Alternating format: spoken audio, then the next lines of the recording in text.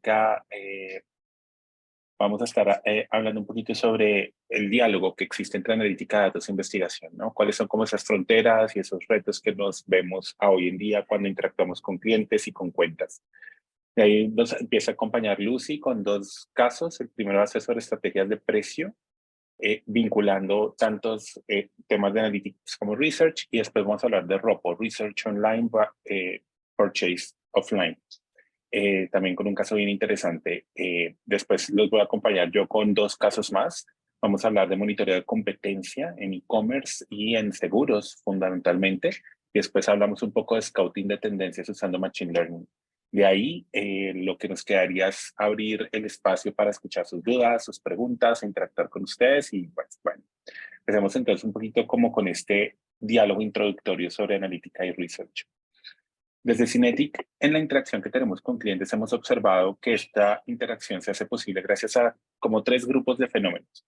Primero, todos sabemos que hay un contexto que es cambiante porque tenemos una mayor huella digital. En este momento, no solamente el celular captura datos de las personas de forma pasiva, sino que tenemos un gran ecosistema de tecnologías y de entornos que capturan data del consumidor. Cámaras, tenemos temas asociados a cookies, sentineles, que a pesar de que ya no están activos en los buscadores y están activos en las páginas web. Tenemos el propio comportamiento de las personas en cada página donde ingresan. Tenemos también sus conversaciones pasivas y activas. Hay mucha información disponible. También hay tecnologías. Antes toda esta información no era posible tener gracias al desarrollo, pues porque la tecnología estaba muy limitada. Los computadores se quedaban cargando videos o audios. Era muy difícil tener este tipo de análisis porque era un volumen muy grande de información en variedad de formatos, el fenómeno de Big Data. Pero actualmente, gracias al desarrollo de la computación en la nube, y Cinetic siendo partner de AWS y partner de Azure y partner de Google, hemos podido desarrollar, digamos, estrategias para poder mapear a bajo costo y usar esa información que el ecosistema pues, nos ofrece. También es importante para todos los investigadores que hoy nos acompañan darles a conocer, si no lo sabían ya, que SOMAR amplificó el código de ética para investigación de mercados con básicamente 13 acápites nuevos, que todos ellos involucran los retos éticos y el comportamiento que como investigadores debemos tener con esta información, cómo capturarla, cómo analizarla. Hay grandes retos alrededor de manejo de datos personales, grandes retos alrededor del contexto legal para poder hacer scrapping, voting, counting, que son básicamente, digamos, temas que hay que leer, que hay que entender para no rayar el margen de lo no ético y el margen de lo no permitido, siempre bajo el marco regulatorio de cada país. Un segundo tema que consideramos que es importante y que inspira este webinar o este espacio es que pues, la tecnología también cambió. Con ChatGPT actualmente estamos haciendo y DaVinci, que es como la versión gráfica y video de GPT, se basa en GPT. ChatGPT en texto ya va en la versión 5, DaVinci va en la versión 2. Pues se han desarrollado diferentes aplicaciones para acompañar los procesos de investigación de mercados y muy próximamente vamos a estar compartiendo con ustedes casos alrededor de eso, en evaluaciones de concepto, ChatGPT entrevistando personas y levantando, digamos, entrevistas a personas. Tenemos casos de DaVinci haciendo evaluaciones de concepto, evaluaciones de televisión, de canales de comerciales para televisión o de piezas gráficas, inclusive para redes sociales. Y nuestro webinar del mes de junio va a estar mostrándoles casos en vivo de cómo hemos implementado este tipo de tecnologías. Esto ya es un tema como que a todos nos empieza nos empieza a preguntar, nos empieza a cuestionar. Y por supuesto, nuestro tipo de investigación está, digamos, en desarrollo de ideas por lo pronto, ¿no? Si es más efectivo o menos efectivo que la investigación tradicional o otras técnicas, todavía no lo sabemos, digamos. Pero pues, empezamos a desarrollar aplicaciones alrededor de esto, ¿no? También es importante que todos entendamos que como investigadores siempre hemos hecho uso de la investigación, ¿no? Siempre hemos hecho uso de la analítica. Cada vez que hacemos un conjoin, una segmentación, un maxi, todas estas técnicas provienen de la analítica, los diseños experimentales para pruebas de producto, el análisis factorial, el análisis discriminante para las segmentaciones. Siempre hemos estado muy involucrados con el componente analítico. Aquí el problema es la fuente de información. Entonces, ¿de dónde sacamos la información? Preguntando o observando, pasiva o activamente. Y dejo a Lu que nos ayude con el último pilar, que pues hay algunas opiniones sobre el tema de negocio puntualmente. Sí, a nivel de negocio también varios de nuestros clientes, y claramente también es una inquietud nuestra, ¿no? De ver hasta dónde llegamos con la investigación tradicional, qué tanto ya podemos seguir confiando en las diferentes metodologías, técnicas que tenemos de forma tradicional, que por supuesto que siguen funcionando muy bien en varios casos, pero nos hemos dado cuenta que cada vez más tenemos esa forma ya más pasiva, más de observación, de recolectar datos, y por ende de ya no estar tanto confiando o únicamente confiando en la voz del consumidor, sino también estar viendo de forma observacional su comportamiento, sus hechos, ¿no? Que van a hacer que eso complemente bastante bien lo que nos dicen, y poder hacer un análisis amplio de todos los insights que vamos a sacar de una y de otra forma. Entonces, sin más, pues si quieren empecemos ya con el primer caso de uso, que va a ser un tema de estrategia de precio. Es un caso que realizamos ya hace algunos años, pero que sigue siendo bastante válido y bastante interesante a nivel de gestión de precio y gestión de precio óptimo en particular. Aquí nuestro cliente tenía como la inquietud principal de estar conociendo pues el precio que el consumidor está dispuesto a pagar por alguna marca o un SKU, ¿no? Que eso nos pasa muy seguido, que llegan con la inquietud de decir, bueno, ¿qué precio le pongo a mi producto? Sabiendo que aparte ahora más, incluso en el contexto económico inflacionario en el que estamos, se ha vuelto cada vez una pregunta cada vez más recurrente. Entonces, estar viendo el tema del precio óptimo, la sensibilidad, qué volumen capitaliza cada una de las marcas SKUs en el mercado, si subo, si bajo, si promociono. Y además el cliente me decía, bueno, más que eso, también quiero conocer todos los factores de consumo. ¿Qué va a influenciar mi consumidor al momento de aceptar un mayor precio o bien ya no aceptarlo, ¿no? Incluso entender esas ocasiones de consumo, porque puede ser que en algún momento, algunas ocasiones, tenemos otro tipo de sensibilidad al precio, ¿no? Si es que nos vamos a, a tomar una copa con algunos amigos, o nos vamos a tomar una copa con la pareja, o nos vamos a tomar una copa solos, pues lo más probable es que la elección no sea la misma y la sensibilidad al precio tampoco sea la misma. Entonces, frente a esos objetivos y a ese contexto bastante amplio, decimos, bueno, desde el marco teórico y la gestión de precio como tal, pues ya no podemos ver únicamente una sensibilidad de forma sencilla, es decir, pues qué tanto se mueve mi demanda en función del precio, sino que tenemos que estar buscando también maximizar volumen, maximizar valor, controlar canibalizaciones, controlar switch obviamente, y también tomar en cuenta otros variables que van a ser la distribución, ¿no? Que tanto podemos controlar nuestras pérdidas de volumen gracias a la distribución, y minimizar también esas pérdidas de volumen gracias a la promoción. Entonces, frente a esa gran ecuación, desarrollamos una metodología desde dos grandes pilares. ¿Quieres pasarte un slide, por favor? ¿O lo puedo pasar yo? Ok. Diseñamos el proyecto justo con dos grandes fases. Una fase justo de analítica pura, que es la parte de data mining, y una fase ya de la voz del consumidor, que es una parte de encuestas y de conjoint. ¿Por qué una y por qué otra? Realmente al momento de juntar todos los datos, de hecho, que tenía nuestro cliente a nivel canal mayorista en ese caso, canal moderno, autoservicio, pudimos construir todo una base, un lake grandote de datos que nos permite estar determinando de forma mucho más certera todo el tema de las elasticidades, y de bajarlas también a cierta granularidad, es decir, obviamente SKU, pero también regiones, pero también canales, ver también ciertos switcheos entre los diferentes canales. Sin embargo, eso es la parte de datos muy interesante, muy obviamente certera. Sin embargo, nos falta la parte del consumidor, que es ver realmente ese switch, es decir, ¿por qué? Porque desde los datos duros que nos van a dar ISCAM, Nielsen y demás, podemos ver ciertos cambios, ciertos switcheos, más no los podemos tener a ciencia cierta. ¿Por qué? Porque no sabemos quiénes están realmente haciendo esos cambios. Por ende, la parte de conjoint nos ayuda a determinar esas pérdidas y captaciones de volumen entre los diferentes SKUs, ¿no? Cada vez que aumenta un poco el precio de alguno, entonces veo que el consumidor switchea a un SKU en particular. Lo que nos permite también, obviamente, al hacer una encuesta, pues determinar lo que nos pedía también nuestro cliente en un inicio, hábitos de compra, factores de elección y demás. Y eso nos va a llevar a los outputs finales que vamos a ver justo aquí, gracias. Donde vamos a ver temas de, bueno, les decía, factores de elección, ¿no? Tanto en la parte declarada como también en la parte del conjoint, que es toda la parte de trade-off, ¿no? Donde vamos a determinar el peso de la marca, del precio o de otros factores. Vamos a determinar desde la parte de data mining el tema del efecto promocional, ¿no?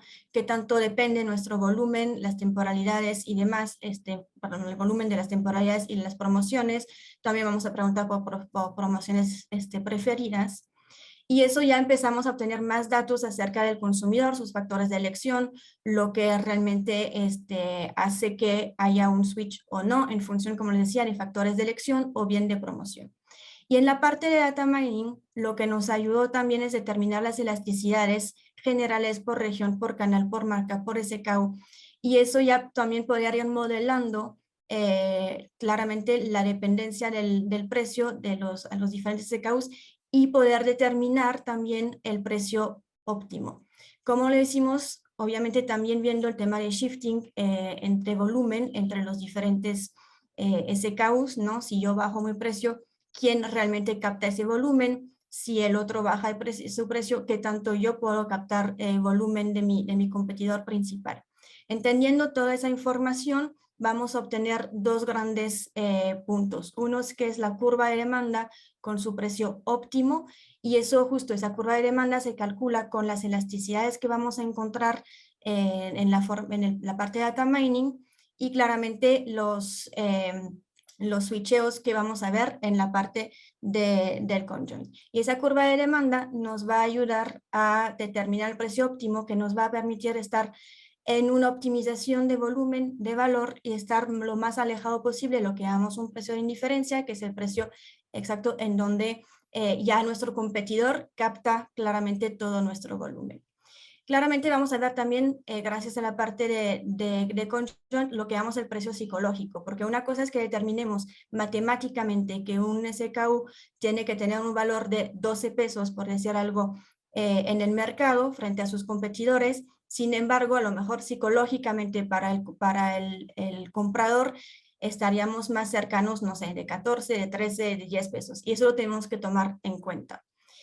Frente a eso, ¿cuál es la recomendación general? Pues claramente una estrategia de precio para cada SKU en el mercado y ver justo qué tanto podemos estar aumentando o bien qué tanto tengamos que bajar nuestro precio. Y me van a decir, bueno, todo bien, ¿y qué hago con toda esa información? ¿No? Pues para eso construimos un simulador, que van a ver un ejemplo en el slide siguiente. Y en ese simulador justo es donde vamos a juntar toda la información que hemos obtenido desde las dos fases y donde puedan ustedes, nuestros clientes, ¿no? Pues simular, como su nombre lo indica, las pérdidas, las ganancias de volumen en función de los movimientos de precios que vamos a simular, ¿no?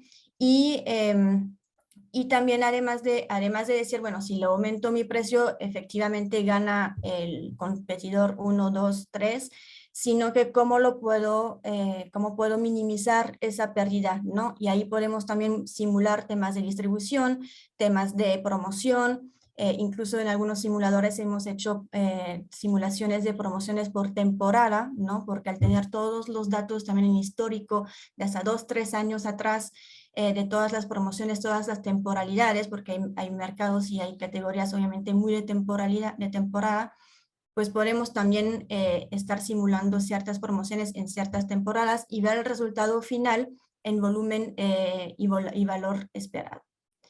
Ese simulador lo podemos ver, aquí ven un ejemplo en Excel, abajo donde dice Data Demo es un ejemplo de de simulador que también hacemos en Power BI. Realmente el cómo lo entregamos, les diría prácticamente que es lo de menos, depende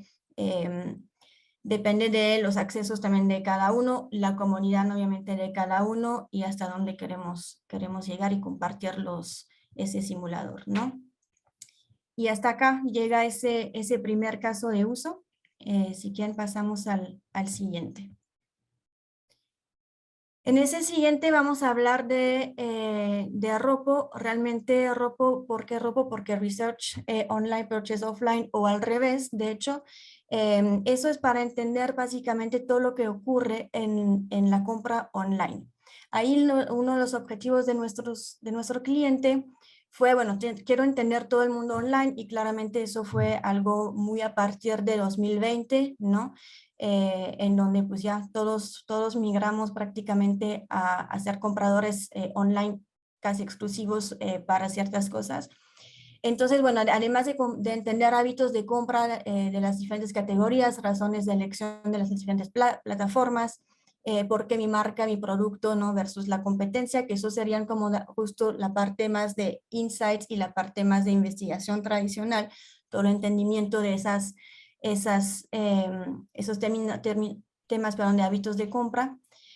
Tenemos también hay un gran reto que fue el viaje del comprador. ¿Cómo es ese viaje del comprador online? ¿Qué hace que me explica realmente, que me impulsa un incremento en las compras por e-commerce, ¿no? ¿Cómo es ese recorrido?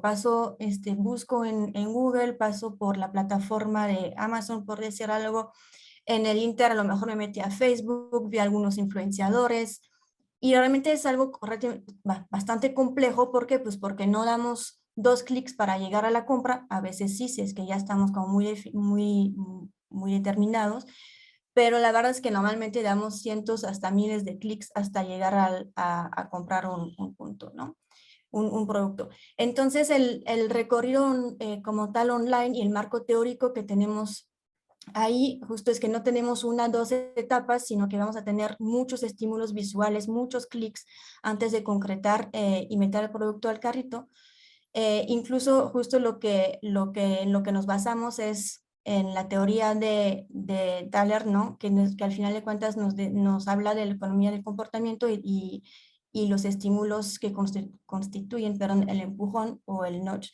Y eso nos va a ayudar a decir, bueno, tenemos que hacerlo no de una forma únicamente tradicional, sino que tenemos que poder observar ese recorrido digital. Pasamos al siguiente, porque entonces aquí como diseñamos el proyecto es claramente también tener una fase de encuestas y de sesiones de grupo tradicionales para entender pues, los temas de con quienes deciden comprar, cada cuánto lo compran, incidencias, perfiles, ocasiones de compra, ¿no? Y lo que vemos también es un tracking de cookie que fue bastante relevante para poder determinar todo el tema del recorrido. Esa cookie es una cookie Sentinel que vamos a depositar en los dispositivos de los compradores durante un mes. No jala información personal para nada, lo que hace es prácticamente estar captando todas los URLs en las cuales nos metemos y las diferentes aplicaciones cada vez que sean aplicaciones web. Y esa cookie nos va a nosotros darnos todos los datos de los diferentes recorridos que hacemos hasta obviamente la canasta. Si quieres, pásate uno. Entonces, ¿qué vamos a obtener? Vamos a obtener diferentes resultados. El primero es obviamente ver a nivel de investigación tradicional, pues el tema de los factores que nos gusta, que no nos gusta, que nos también de forma declarada, ¿no? ¿Cuál ubicamos nosotros como un factor de compra? Pero también justo al tener la cookie vimos varios puntos, ¿no? En particular, por ejemplo, estos son ejemplos de resultados que dentro de todos los viajes que veíamos que solamente el 2% de los viajes llevaban a una compra en particular de cuidado personal, en ese caso, que era la categoría en la que estábamos.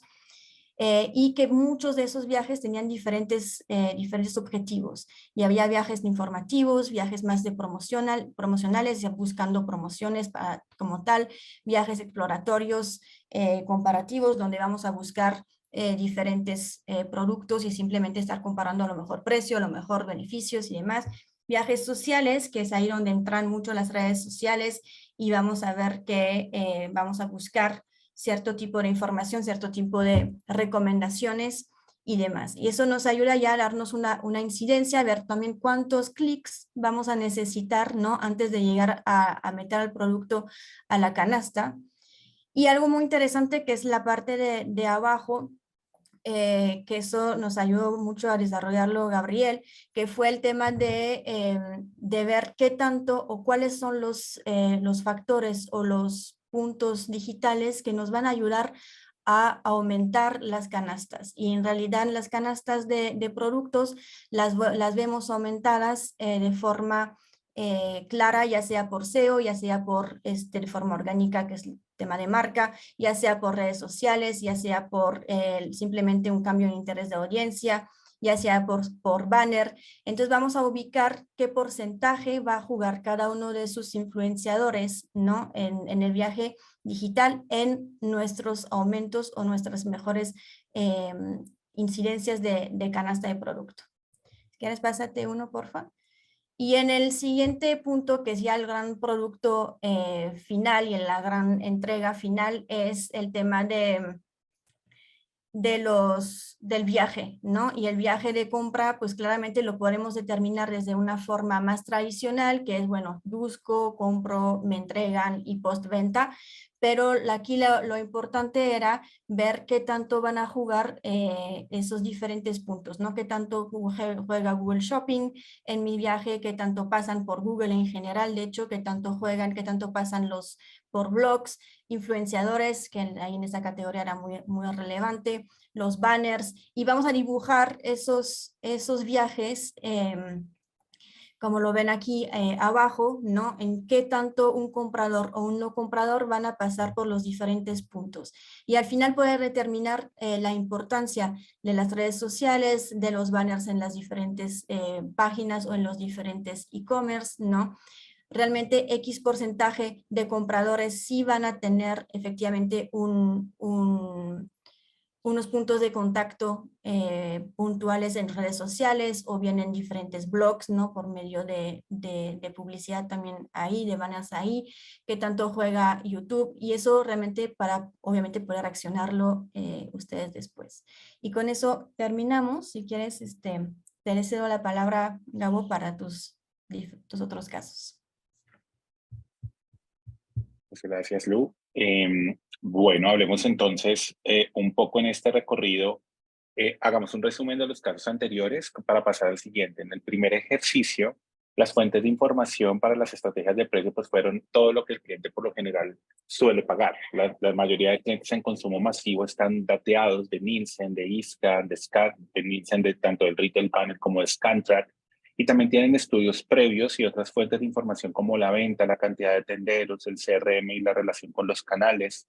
Y esas son como las fuentes de información. Este caso lo trajimos básicamente por esa capacidad de fusionar data interna, data de otros proveedores de investigación con mucha volumetría, junto con, en este caso, un conjoin para construir un simulador que nos ayudara a fijar precio óptimo.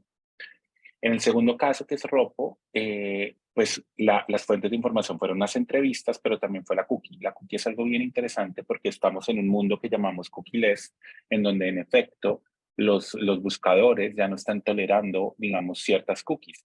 Sin embargo, las páginas web sí. Algo muy poderoso del caso de Ropo es que nos metimos a 23 comercios electrónicos distintos y durante un mes seguimos un panel de personas que se metían, les pusimos la cookie y esa cookie nos ayudaba a rastrear su comportamiento online y con la encuesta podíamos rastrear el comportamiento offline para tener un journey duple, el journey de lo que pasa online y offline y entender un poco esto cómo interactúa.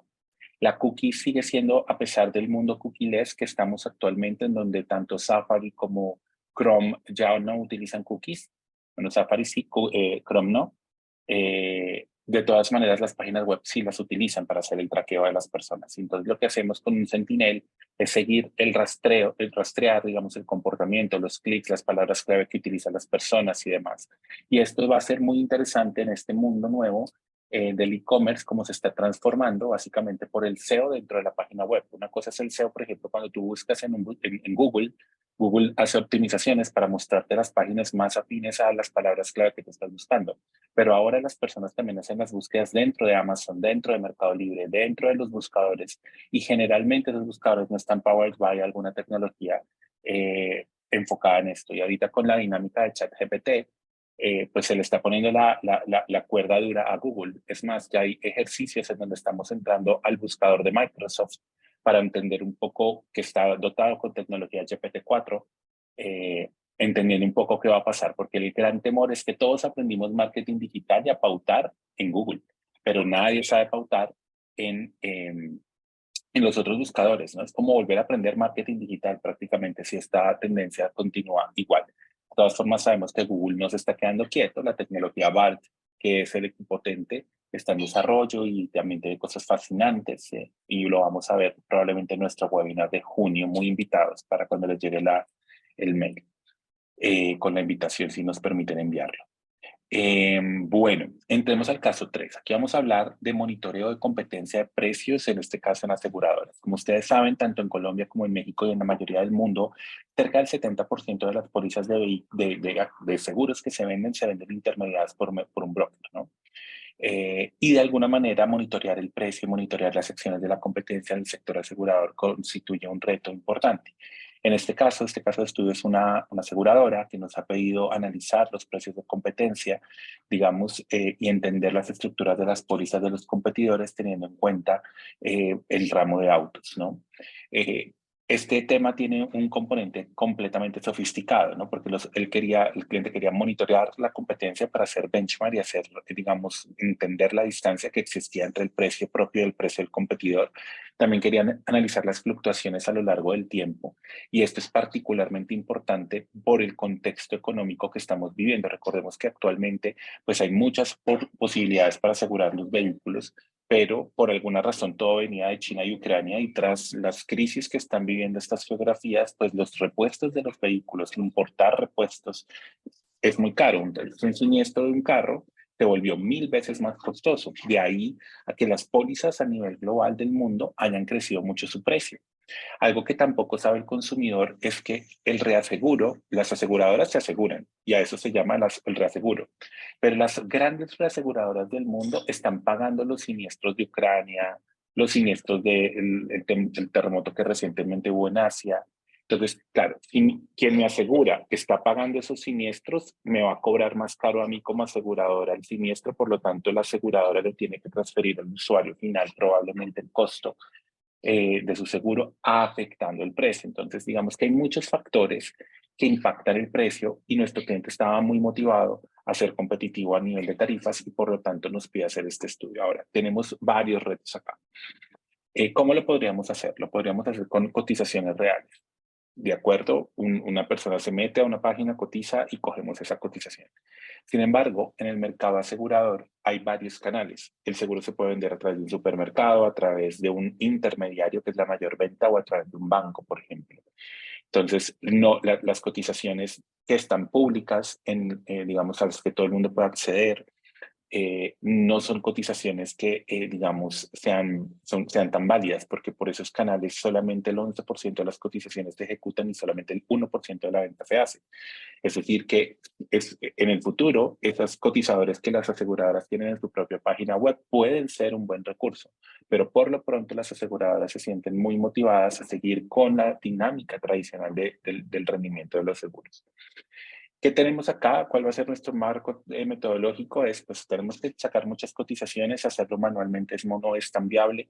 Tenemos además que meternos al cotizador de cada una de las aseguradoras y meternos particularmente al cotizador del intermediario, no al cotizador público, porque el intermediario tiene la posibilidad de maniobrar cosas para lograr descuentos y tiene la posibilidad de hacer configuraciones en el precio y en los cotizadores para lograr una mejor, digamos, tarifa. En ese sentido, vamos a integrar aquí 4 grandes retos, ¿no? Lo primero es que vamos a hablar de RPA, que es automatización robótica de procesos, en donde por supuesto creamos bots que hagan tareas repetitivas, como por ejemplo loguearse, entrarse a una página, poner los datos de un carro y una placa y una DNI de la persona, esperar que ese sistema bote una cotización, bajar esa cotización. Hasta ahí va un proceso de RPA. Viene después un proceso de scrapping, que es copiar la página web donde está la cotización con todos sus componentes, sus botones, sus promociones, tener en cuenta todos estos textos. Después viene una parte, scrapping es una técnica, RPA ya es una técnica robótica, ya estamos hablando de analítica cognitiva. En scrapping estamos hablando de también técnicas robóticas un poco, digamos, orientadas a estar bajando esta información. Es muy útil, lo vamos a ver en el siguiente caso, para bajar contenido de las páginas web, contenido de los e-commerce. Con scrapping hacemos auditoría de los e-commerce para entender si nuestro producto, que está en varios e-commerce, está siendo bien exhibido, si se está escribiendo de la mejor forma, si tiene los precios y las promociones que pautamos con el e-commerce, por ejemplo. Después vienen tecnologías de reconocimiento óptico de caracteres, en donde a través de un lector leemos básicamente los PDFs de las cotizaciones para extraer el precio, las primas, las comisiones, las exclusiones, ¿no? Y finalmente utilizamos procesamiento de lenguaje natural, que es una técnica de machine learning orientada a leer los textos para clasificarlos, interpretarlos y ayudarnos, digamos, a tener comprensiones y derivar insights de grandes volúmenes de texto. En ese sentido, digamos, nos permite, en general con el RPA, nos metimos básicamente a la página de 12 aseguradoras, a la página privada de 12 aseguradoras a través de claves reales de los intermediarios, a sacar en masivo muchas cotizaciones. Aquí hay varios temas que hay que hablar del RPA. Cuando hablamos de RPA o de voting, estamos hablando de muchos retos. Como ustedes recordarán, uno se mete a la página y lo primero que le sale es un anti-captcha, ¿no? ¿Quiénes son? Si tú eres realmente un ser humano, si te ponen a cliquear en fotos donde aparezcan perritos, bueno, en fin. Lo que nosotros hacemos es que hemos desmantelado la mayoría de estos algoritmos de RPA, de tal suerte que, de CAPTCHA, para poder, digamos, que estos robots no pierdan potencia. Cuando esto empezó, más o menos hace 6 años, empezamos a usar RPAs y voting, pues lo que ocurría era que los bots tocaba estarlos cambiando a toda hora o reprogramándolos porque cada cambio en la página web, si cambiaban el botón de lugar, si, por ejemplo, agregaban una capa de seguridad adicional sobre los sitios web que queríamos monitorear, pues el robot perdía potencia y no lo hacía bien. Empezaba a cometer errores, a bajar información que no era. En este caso ya hay algoritmos en este caso se llama desmantelado de encriptado o encriptado desmantelado, porque realmente lo que hacemos es desencriptar el algoritmo de CAPTCHA para que las páginas web, para que podamos seguir utilizando el mismo robot, tenga más vida, ¿no? más periodo de vida útil. Y una vez teníamos esas cotizaciones que aparecen en un PDF, pues pasábamos un poco a hacer scrapping, es decir, aislar la información que era importante y construir la base de datos que íbamos a estar analizando, ¿no? Era bien interesante ver esto porque cuando hacíamos este análisis o este estudio, más o menos hace 10 años, tocaba pagarle una comisión al intermediario para que él pusiera a alguien y bajara manualmente esto y después bajara los PDFs y manualmente cortara y pegara en un Excel lo que pasaba, ¿no?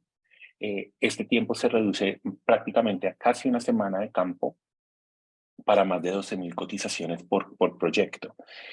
Y la lectura, pues, digamos, en vez de copiar y pegar a mano, pues lo que hacemos es hacer scrapping, ¿no? Y hacer los CRs y NPL sobre los documentos. Esto es bien interesante porque al final, como el objetivo central, y esto es parte de los entregables, lo que nos va a ayudar un poco es, primero, dependiendo del modelo muestral, nos va a ayudar a entender las distancias de precio que hay por género, por edad, por historial siniestral. Para cotizar una póliza de autos, tú necesitas meter tu cédula o tu DNI y la placa del vehículo. Entonces, el riesgo generalmente de la tarifa en autos está basado como en esos dos componentes. Si cogemos tu cédula y te consultamos en Datacrédito y miramos si te has siniestrado antes, si has tenido choques, si has tenido multas, Eso podría penalizar tu póliza, pero también podemos ver los riesgos del vehículo. Si el vehículo ya está siniestrado o si es de una marca o de un modelo que importar repuestos o traer repuestos es muy costoso, pues eso también te puede impactar negativamente tu póliza. Entonces, un poco lo que miramos aquí son vehículos de gama media, alta y baja en diferentes geografías. Cada punto equivale a un competidor y esto nos ayuda a ver los brackets de diferencia. Esta misma distancia se puede analizar pues como con los filtros normales. Lo que ven son screenshots de los dashboard en Power BI. Todos estos dashboards de demostración los pueden consultar en nuestra página de blog en www.cinetic.com. Tenemos una página completa de demos con diferentes dashboards, simuladores que eventualmente pueden ser útiles para ampliar nuestra creatividad y ver un poco formas diferentes de hacer ciertas cosas. En esta visual, un poco lo que queremos es tratar de entender la misma dinámica de las brechas de precios a partir de las marcas de los vehículos. Digamos que hay mucha información porque sería muy interesante ver si estoy costoso en los vehículos de alta rotación que constituyen gran parte del parque automotor de una ciudad, por ejemplo, o si soy costoso en los vehículos, digamos, que no son tan voluminosos en el parque automotor. Y esta misma dinámica analizándola un poco a partir de, digamos, del modelo específico, no solo la marca, sino el año, color, bueno, en fin. Uno de los objetivos centrales de este estudio, de este tipo de temas, es que cada aseguradora quiere entender cómo el competidor programó su propio cotizador. Porque cotizar un producto en seguros es algo muy crítico. Si tú cobras menos, te puedes quebrar. Regulatoriamente las aseguradoras tienen que tener unas reservas y el precio tiene que argumentar esas reservas. Entonces es muy interesante ver cómo combinando el diseño muestral usando DNIs de personas que se siniestraron, que no se siniestraron, utilizando, digamos, placas reales de vehículos que las buscamos en las páginas de venta de segunda. Entonces nos metemos a las páginas de venta de segunda y con OCR cogimos la placa del vehículo que está publicado. Entonces te metes, por ejemplo, a Mercado Libre y ves 1000 vehículos que van a vender y ahí tienen placas reales de carros de modelos reales. Con esos temas reales de cédulas de personas reales o de DNIs reales, te metes al cotizador, puedes armar, digamos, un gran espectro de estímulos y de cotizaciones que son muy poderosas, ¿no? Me voy a poner las gafas porque me las quité para verme bonito, pero aquí tenemos un asistente. Si puedes repetir, por favor, la página en donde están los dashboards. Ok, es www.cinetic.com /blog. O en los blogs de la página hay varios blogs donde están los simuladores para quienes quieran ingresar. Entonces, una vez como que cruzamos esta información, le podemos dar a la aseguradora un mapa general de cómo las firmas en general construyen su cotizador, ¿no? Y esto es casi que desmantelar el modelo mental de un competidor. Y eso al final, de alguna manera, se hace de manera legal porque al final son informaciones públicas. Eso es fantástico porque no constituye plagio o espionaje industrial, que es un delito. Lo que constituye realmente es que hay una información pública y la analítica nos ayuda a entender probabilísticamente cuál es el modelo mental que hay detrás de las decisiones que los competidores están tomando, ¿no? Entonces, en este caso de uso, pues analizamos varias cosas, ¿no? Robótica, RPA, Cognitive Science, un poquito de procesamiento de lenguaje natural, un poquito de OCR, Optical Character Recognition, que al final todo esto constituye, digamos, temas rudimentarios en inteligencia artificial. Ahora miremos un último caso, antes de pasar a sus preguntas, y tiene que ver con scouting de tendencias usando Machine Learning. Lo primero que hay que hablar es qué es esto de scouting de tendencias o co-houting basado en Machine Learning, ¿no? Como todos sabemos, este gráfico muestra un poco la arquitectura de nuestras soluciones. Básicamente, mediante gateo o mediante bots o mediante scrapping, accedemos a diferentes fuentes de información. A los e-commerce, las descripciones de los productos, a las páginas de portales de empleo, a las páginas de productos oficiales, a las redes sociales, a los buscadores, ¿no? A través de gateo podemos entrar fácilmente a TikTok, que es una red que ofrece actualmente mucha información. Podemos entrar inclusive y minar podcasts, porque los podcasts, particularmente en Spotify y en Apple Podcasts, no están tan protegidos realmente. Uno podría entrar y coger no solamente la descripción del podcast, sino bajar el podcast. Y en efecto, hay tecnologías de translations en donde podemos leer el podcast y pasarlo a texto para después pasarlo a análisis, que es bien interesante porque sin lugar a dudas eh, los podcasts están creciendo de forma significativa en América Latina y lo estamos viendo con fuerza, ¿no? Sobre todo en los niveles socioeconómicos altos. Las marcas siempre se preocupan por acceder a este perfil y pues lo que estamos observando es una dinámica creciente en el podcast. Entonces, pues próximamente hablaremos un poco de cómo minar podcast en alguno de nuestros webinars, pero por lo pronto lo que hacemos es acceder a diferentes fuentes de información vía gating, vía scouting, vía scrapping o vía RPA. Eh, y esto nos permite tener un gran repositorio de información, digamos que lo vamos pasando, que es información no estructurada, audio, video y texto, mucho texto. Los emoticones también es una forma de comunicar y les podemos tener acceso a ellos. Y creamos algo que llamamos un ontology eh, repository, ¿no? Un repositorio ontológico. Este repositorio ontológico, mediante procesamiento del lenguaje natural, nos permite clasificar el texto que está entrando, el video y el audio en diferentes temáticas, ¿no? Si están hablando de emociones, de motivaciones, de aspectos físicos o biológicos del producto, de marcas, de precio, de influenciadores, detectar países, geografías, regiones, principios activos, que es algo que vamos a ver ahorita, de los cosméticos, por ejemplo, y a partir de ello, pues construir todo lo que vamos a ver a continuación. Entonces, el primer reto que estábamos viendo un poco y que vale la pena ver es este caso de uso, ¿no? Generalmente en higiene y belleza, pues se necesita entender varios temas, ¿no? Y algunos de nuestros clientes nos reportaban, por ejemplo, que querían reducir un 30% los errores en los planes de marketing, mismos que estaban inspirados en ideas no realistas de quién es el consumidor, el producto o el competidor. Querían incrementar cerca de un 20% la eficiencia de los lanzamientos y esa eficiencia pues dependía mucho de la comunicación, pero también de la pertinencia o de la asociación que existiera entre el principio, digamos, la composición del producto y lo que el consumidor busca y quiere, lograr una ventaja competitiva de cerca del 30% en los lanzamientos propios en comparación con la competencia y monitorear más del 50% de las tendencias y temáticas con las cuales el consumidor desarrolla sus necesidades de producto, ¿no? Entonces, pues aquí había muchos temas, ¿no? Encontramos varios médicos, dermatólogos que hacen recomendaciones y los segmentamos en sus redes sociales, sus páginas personales y sus páginas web. Beauty bloggers, que al final también son muy dominantes en la región. Hay muchas personas que ya saben de nutrición, de dietas, ustedes saben, y crean mucho contenido. Y también las tiendas, ¿no? Los e-commerce, ¿no? Desde aquí sacamos mucho esta información y empezamos a entrar un poco en los detalles. Algo que nos interesó mucho ver es tratando de ver que hay un crecimiento significativo cuando analizamos los comentarios, cuando analizamos las dinámicas sobre el tema de ojeras. Para el 2021, para esta fecha, febrero, estos citados estaban en febrero, la comunidad de usuarios que respondían, es decir, usuarios que estaban todo el tiempo conectados con escribiendo, posteando, recomendando, etcétera, era más o menos 1072. Un año después, en el 2021, 1667. Y para lo corrido este año va en 2071.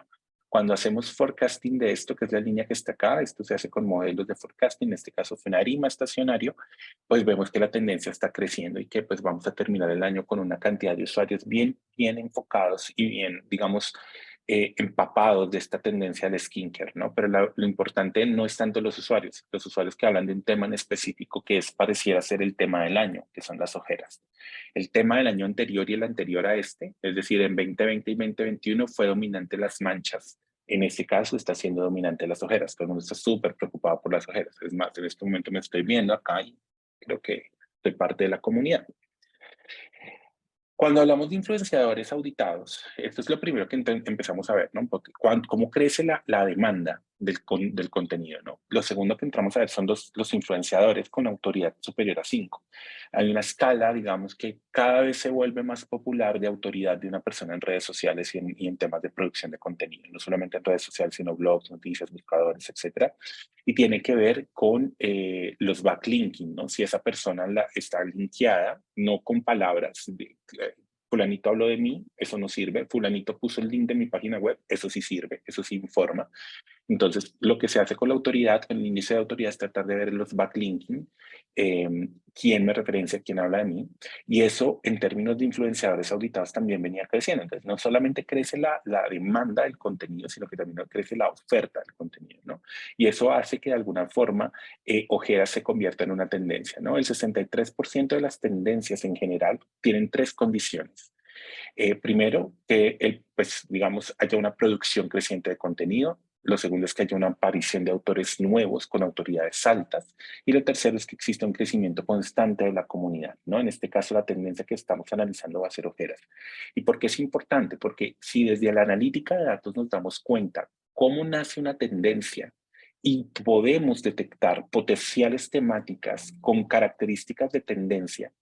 Las tendencias siempre empezaron con un gato hablando del tema y eso fue creciendo, ¿no? Pero ¿qué características tenían esos gatos cuando hablaron y nadie les paraba bolas y se volvía el tema, era rudimentario, era poco atractivo? ¿Qué características tuvo ese momento en donde las tendencias, la temática comenzó y se volvió tendencia? El objetivo de esta metodología es detectar temáticas con potencial tendencioso, temáticas que hoy no son tema, hoy no son tendencia, pero por la forma como se están desarrollando se parecen mucho a tendencias que en el pasado han sido exitosas.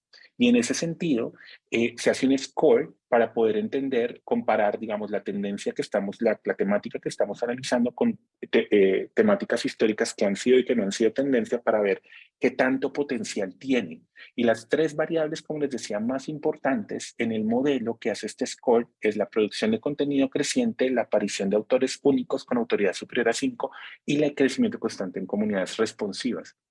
Entonces, por eso creemos que tendencias, Ojeras es una tendencia. Entonces, es lo primero que le informamos a nuestros clientes, ¿no? ¿Qué temáticas tienen el potencial de convertirse en tendencia así hoy no lo sean? Y eso es muy poderoso a la hora de desarrollar producto, a la hora de desarrollar comunicación y a la hora de montarse en la ola antes de que llegue a su máximo pico, montarse a tiempo en la ola. En este grafo estamos observando algunas de las conversaciones que hay alrededor de Ojeras, ¿no? Las preocupaciones de las personas son pérdida de peso, digamos Ojeras por pérdida de peso era el 9% de los casos, por flacidez 5%, por pérdida de tono muscular un 12% o por inflamación. Pero también las tienen como muchas formas, ¿no? Entonces, mucha de la conversación, cerca del 48% son bolsas en los ojos, un 33% son ojeras de color café, ojeras de color azul un 12%, ojeras moradas un 11%, sombras 9% en este caso, ¿no? También debajo de esta conversación se empezaban a mirar, por ejemplo, en sombras, que es un 9%, la conversación se abre y la principal causa son venas colapsadas, con un 8%. Y si tú abres venas colapsadas, vas a encontrar, y si seguimos dando clic en el grafo, vamos a encontrar las marcas que se están posicionando mejor ahí, los influenciadores que más hablan de eso y el principio activo, que está para una ojera que es con sombras. Ahora, si nos vamos a las ojeras de tipo azul, ya vas a encontrar que es un tema por vascularidad y por dieta, y das un clic y vas a encontrar unas marcas, y das clic y vas a encontrar influenciadores, y al final no solamente es encontrar la temática, es también encontrar la marca que ahí compite, con qué mensaje está compitiendo, cuál es la promesa de valor. Ese drill down es muy poderoso para poder ver si estamos en una ola creciente o en una ola que ya va en descenso. Otro caso muy similar que digamos poner ya para cerrar esta conversación sobre la mesa, tiene que ver mucho con también scouting de tendencias, pero en este caso para explorar el consumo de suplementos y vitaminas. Particularmente este caso, el anterior, el de Ojeras, sí estaba en Colombia y México, aquí solamente nos vamos a enfocar un poco en Colombia. Y en este caso, estamos viendo un poco que el consumo de vitaminas, de lo que más vende Mercado Libre, de lo que más vende las droguerías actuales, ustedes no sé si en Colombia se han dado cuenta, pero en cada esquina hay una droguería. Y eso es indicador de algo, ¿no? Pero es indicador también de que la gente quiere tomar el control de su salud y de su vitalidad, sobre todo. Cuando hablamos de vitamina, el concepto detrás es vitalidad y es energía. La gente realmente lo que está buscando es energía. De alguna manera, encontramos una gran cantidad de conversaciones, digamos, tanto desde la oferta como desde la demanda. ¿Qué constituye una conversación de la oferta? La conversación de la oferta generalmente es la marca hablando. La marca con un mensaje, con un producto, con una idea de comunicación, ¿no? ¿Y quién es el consumidor? Pues el comprador respondiendo, ¿no? El que lee ese mensaje y se siente inspirado a comprar la marca, el que es persuadido, ¿no? Cuando hacemos estos análisis narrativos, estos análisis de texto, es importante dividir el texto en tres componentes importantes: la narrativa, los territorios y la retórica. La narrativa habla un poco del relato que la marca o el consumidor están contando. Está formulado en predicados y no en verbos. Y generalmente hablamos de, en el caso de la demanda, volúmenes de conversaciones, que para este caso fueron más de 8 millones en el corrido de un año, con un crecimiento del 54% versus el año anterior, es decir, es una temática con volumen alto de conversaciones. Y cuando hablamos de las marcas, hablamos de los claims de comunicación. Recuerden que es un predicado. Entonces, al final son más o menos 9.000 claims de comunicación entendidos acá. Cuando uno ve la etiqueta del producto, lee lo que promete, ¿no? Y de ahí empieza un poco a hablar, ¿no? Con un crecimiento cerca del 78%. Cuando hablamos de los territorios, estamos hablando de qué análisis vamos a hacer. En este caso, hicimos un análisis de los ingredientes activos, de los principios activos de los productos que están siendo tendenciosos. Entonces, digamos, eso desde el consumidor. Y desde la de marca, pues estaríamos hablando de los productos, ¿no? Y la retórica es la propuesta, ¿no? Lo que está haciendo la persona, ¿no? Si está buscando, si está preguntando, si está explorando. Y esa retórica pues nos lleva primero en la punta de la demanda a hablar de temáticas, y en la oferta nos lleva a hablar de marcas, también con crecimientos significativos. El grafo nos muestra básicamente siete grandes macro tendencias en la conversación. Lo primero es que el 42% de la búsqueda en vitaminas y suplementos y de la narrativa digital se concentró en digestión y obesidad y dieta. Es lo más grande. Después venimos con un 28% en rendimiento deportivo, donde en gran parte entran las vitaminas, perdón, los suplementos, las proteínas, los aminoácidos, ¿no? Después hablamos mucho de inmunología y defensas con un peso del 40%, básicamente fortalecimiento de gripa y sistema respiratorio cobra mucha importancia. Este año estamos viendo un tema en lo gástrico que ustedes no se imaginan. Todo el mundo está muy preocupado en lo gástrico. Este análisis viene desde el 2021 y 2022. Para el 2023, la tendencia es gastro. Entonces, la mayoría de las cosas, la gente buscando controlar flatulencias, tránsito intestinal, mejor frecuencia de deposición, o sea, el problema del intestino y todo lo que eso implica a nivel de estado de ánimo, a nivel de compra, a nivel de restricciones de consumo, porque si, digamos, la gente ya es mucho más consciente, digamos, de lo que no puede comer, más consciente de lo que no puede comer que lo que sí puede comer. Hicimos un ejercicio en una sesión de grupo en donde pusimos a las personas a poner la lista de lo que sí comía, lo que no comía y lo que no comía, ya empieza a ser más grande o igual que la lista de lo que sí comen. En ese sentido, cuando uno hace scouting se da cuenta de ese gran peso, ¿no? En esta época el 13% era estética, ¿no? Y belleza, donde la preocupación era piel y uñas, sueño, también como suplementos para conciliar, mantener el sueño, bienestar y salud mental como control del estrés y la optimización de los macropoderes, de nuestros superpoderes de concentración, memoria y atención. Y también salud sexual y reproductiva, en donde en el caso de los hombres la preocupación es vigor y erección, mientras que en las mujeres es control hormonal pre y postmenopausia. Como temas centrales en la búsqueda, ¿no? Cuando entramos y entendemos que ese es el tamaño, un tamaño conversacional de mercado, empezamos a analizar un poco, bueno, en el caso de, por ejemplo, rendimiento deportivo, cuáles son las tendencias, y empezamos a ver si esas temáticas, cuáles son las temáticas y qué tendencia tiene, si tiene pronóstico para hacer tendencia en el futuro, es decir, hay signos desde los números que muestran que esa tendencia va creciendo o va decreciendo, ¿no? En ese caso, por ejemplo, tendencias crecientes, la gente estaba buscando mucho sobre facilidad de digestión, sobre productos de preentrenamiento, quemadores de grasa, que no aceleraran el metabolismo, con temas antioxidantes. Esto de antioxidantes era bien interesante, con un crecimiento súper importante aquí, ¿no? Las proteínas, ¿no? Y lo otro que buscábamos en la retórica era también analizar un poquito el tema de la dieta, ¿no? En el caso de digestión y obesidad, que era la unidad más grande, pues la gente estaba muy preocupada. Eran 4 o 5 temáticas grandes: querían desintoxicarse, querían tener, digamos, antiácidos, tránsito intestinal, control de flatulencias y flora intestinal. Y para ello, pues, un poco la conversación también buscábamos entender qué era lo que la gente trataba de querer, ¿no? Si quería un nuevo principio activo, si quería una nueva presentación, un nuevo formato o de beneficios adicionales. Y de ahí es donde entendemos que muchos de los detox la gente lo quiere en forma de dulces. Era muy curioso, porque generalmente tú asocias un detox con un té, un agua y ir al baño todo el día, ¿no? Eso es un detox. Pero la gente quería estarse desintoxicando con los dulces. Y de ahí empezamos a observar que sí hay lanzamientos y hay marcas que en efecto tienen componentes de desintoxicación o de detox o de limpieza que vienen en gomitas o vienen en dulces, porque la gente en efecto lo que quería era nuevos formatos, ¿no? La gente no quería nuevas recetas ni nuevos principios activos, eran nuevas formas de consumir eso más prácticas con la vida, ¿no? Voy en el tren, voy en el metro, perdón, me tomo mi gomita y me voy desintoxicando poco a poco, ¿no? Esto es un poco lo que buscábamos con Scouting. Cuando hablamos de Scouting de tendencias, estamos hablando de encontrar narrativas y encontrar relatos nacientes, pero que tienen características similares a aquellos relatos que en su momento fueron pequeños, pero se convirtieron rápidamente en tendencia.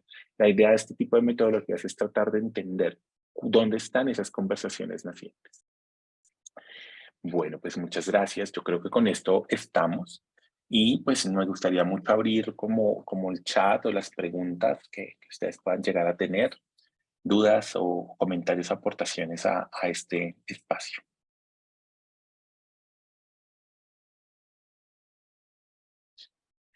Luego aquí tengo una pregunta del chat sobre tu caso número 1.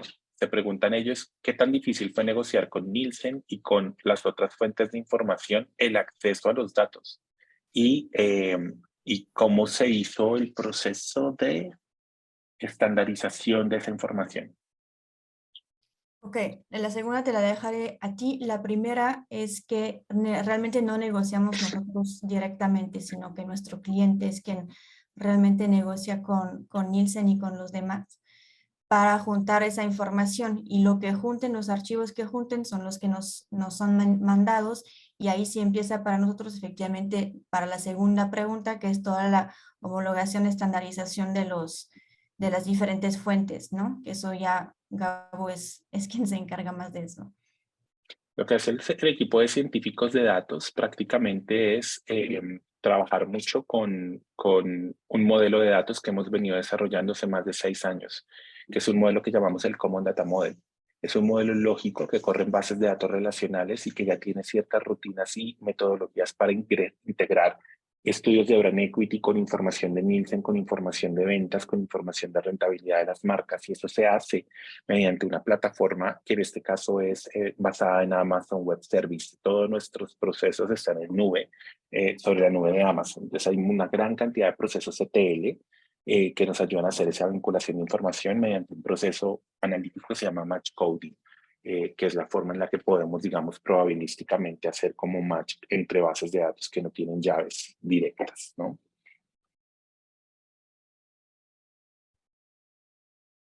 Ok. Listo. Tenemos aquí alguna otra pregunta, también un poco sobre Ropo, y tenía que ver un poco con, a ver si la entiendo bien, quisiéramos saber cómo se hace para poder tener los permisos de Amazon o los permisos de Mercado Libre o de los otros e-commerce para poder analizar su propia información. Aquí creo que no es tanto un permiso, ¿no, Lu? Realmente es que No, estamos no somos. observando. Exacto. ¿Quién nos dio el permiso de observarlo? Nos dio el permiso de observarlo la persona que está en el panel. Y yo estoy observando el ingreso de su dispositivo a una página web. Y ahí el dispositivo es el que captura la información. No hacemos negociaciones con Amazon ni con ningún e-commerce. Realmente lo que observamos es pasivamente la cookie y observamos dónde estuvo ese celular, ¿no? Que es como lo más valioso ahí. También hay otra pregunta de Ropo y tiene que ver con qué pasa cuando las personas cambian de celular, cambian de computador o renuevan el sistema operativo. Pues, Lu. Sí, en este caso claramente perderíamos la información, ¿no? Entonces, por eso, para empezar, les pedimos a nuestros panelistas que sí tengan la cookie en todos los dispositivos que usan, tanto celular como computador, y los tenemos obviamente ubicados. Y si se fueran a cambiar su celular durante el periodo que están con nosotros en el panel, pues o los perdemos y los reemplazamos, o bien solicitamos que vuelvan a bajar la cookie básicamente, ¿no? Fantástico. Pero lo vamos a ver porque se ve el corte de información. Correcto.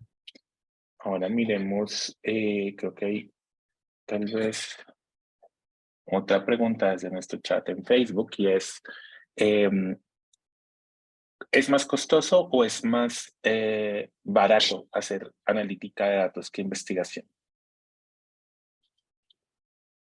Yo creo que ese es un gran mito. Digamos, muchos clientes se han acercado a Cinetic creyendo que un proyecto de analítica de datos puede inclusive ser muchísimo más barato que un proyecto tradicional pequeño en investigación porque asumen que la data está, ¿no? Como analítica de datos es que la data está en redes sociales y allá la tienes, ¿no? La puedes bajar y la puedes coger.